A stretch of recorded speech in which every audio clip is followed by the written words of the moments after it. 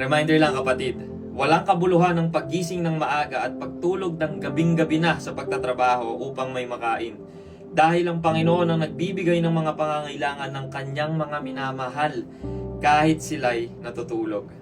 Alam nyo, sinulat po ito ni King Solomon at part ito ng Song of Ascents. Ito po yung mga awit ng mga Israelites habang paakyat sila sa Jerusalem.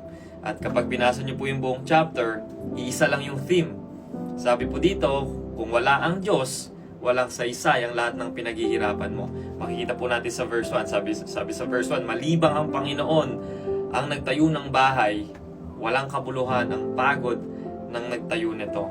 Lilinawin ko lang po yung punto dito ay hindi sinasabi na or hindi kinokontra yung pagtatrabaho. Ang kinokontra ay yung pagtatrabaho na hiwalay sa Diyos. Hindi sinasabi sa verse na to na huwag ka na magtrabaho, matulog ka na lang at iasa mo lahat sa Diyos. Hindi po gano'n. Ang sinasabi dito, walang silbi ang sobrang pagpupuyat o pagod kung iniisip mo lang na ikaw lang ang magpo-provide sa sarili mo. Kasi may mga tao po, maagang gumigising tapos gabing-gabi na matulog, laging pagod at anxious. Pero ang ugat, wala silang tiwala sa Diyos bilang provider.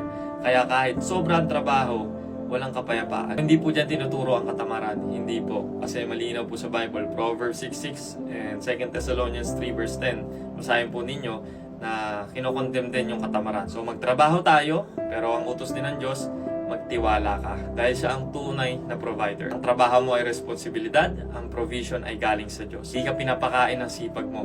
Pinapakain ka ng Diyos kahit natutulog ka. Ibig sabihin habang nagpapahinga ka, siya ang kumikilos. Habang wala kang kontrol, siya ang may hawak. Kaya tanungin mo yung sarili mo, nagtatrabaho ba ako dahil sa faith or dahil sa fear? Pagod ba ako dahil masipag ako?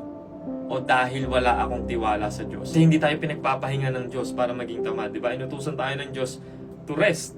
Hindi ka pinagpapahinga ng Diyos para maging tamad, kundi para ipaalala na hindi ikaw ang Diyos ng buhay mo. Amen?